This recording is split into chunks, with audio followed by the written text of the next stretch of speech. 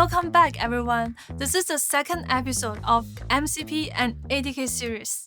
In the last episode, we learned about how to connect an ADK agent to existing MCP server and giving them new tools and real-world capabilities. For today, we will leveling up even more. We're going to build our own MCP server with ADK. That means any MCP compliant client, not just ADK agents, but agents from all the other framework can plug into your tools. So in this episode, we will cover two parts. The first part is the core component you need to build an MCP server with ADK.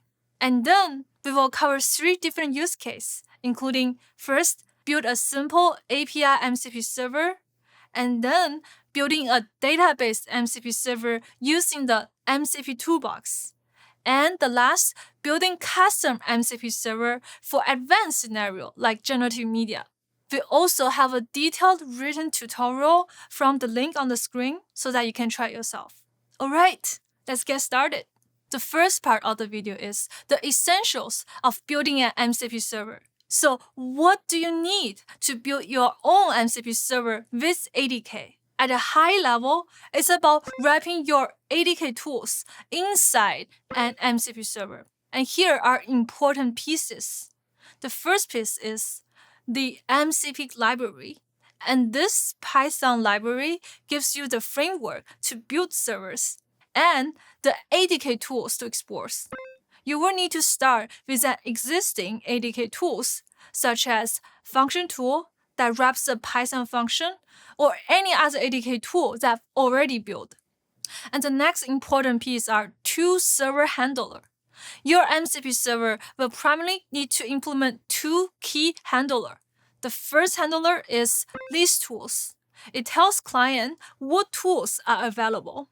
And the next handler is call tool. It runs the tool when a client calls it. Another important piece is a connection mechanism.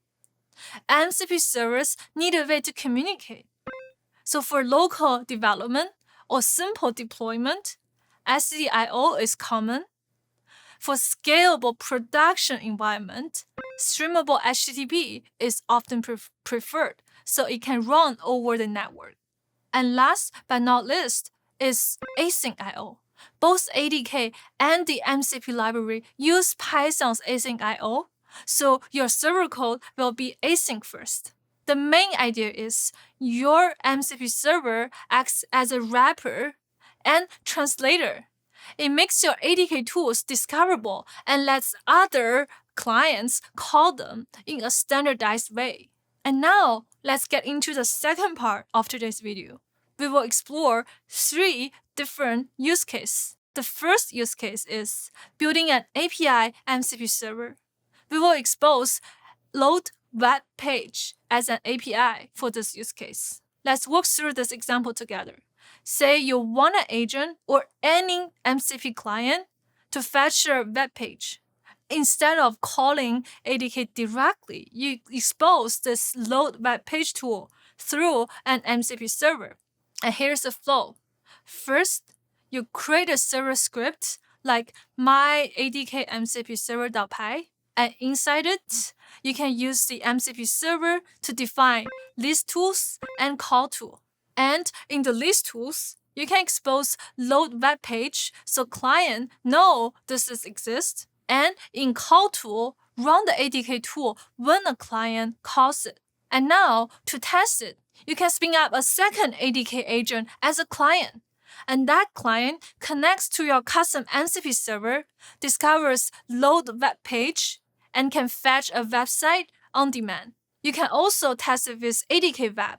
You can add an init.py file in the same directory, run ADK web from the parent directory. Your ADK client will launch MCP server as a subprocess, connect to it, and fetch the page. Boom! You just turned an ADK tool into a standalone MCP service. Congratulations!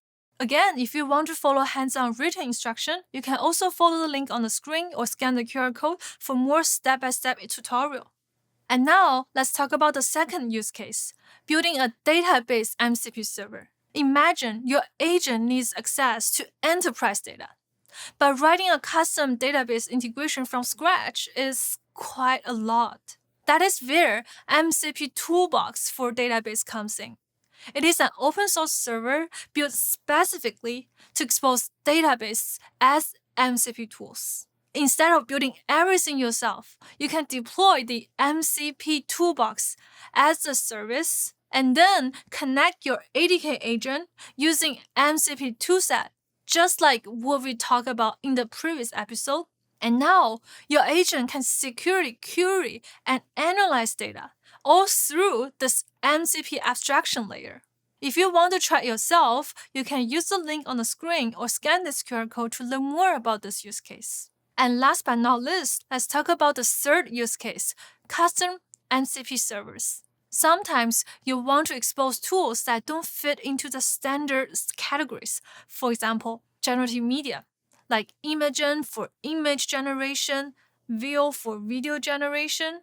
Google even provides open source MCP servers for those cases. You can check the link on the screen that provide more details. Another example can be internal company APIs. You will need to wrap your private REST APIs and make them usable by any other MCP client. Also, for custom logic, for example, you can add tools to do mathematical calculation. You can define the logic and make them a custom tool for your MCP client. The process is the same. Use the MCP library, define list tools and call tool, and pick your connection method like STDIO for local, streamable HTTP for remote. If you want to make it easier, check out FastMCP. It is a helpful library that simplifies building MCP server and making deployment easier. By building custom MCP server, you can really unleash your creativity. You're no longer limited to consuming existing tools. Instead, you're contributing tools to the wider MCP ecosystem. Alright, let's wrap up for today. First, building an MCP server with ADK means wrapping your tools with the MCP library and exposing them through list tools and call tool. We also covered 3 use cases. First, building an API MCP server by exposing a simple API tool with load web page. And secondly, building a database MCP server with MCP Toolbox. And thirdly, building custom servers for advanced scenario.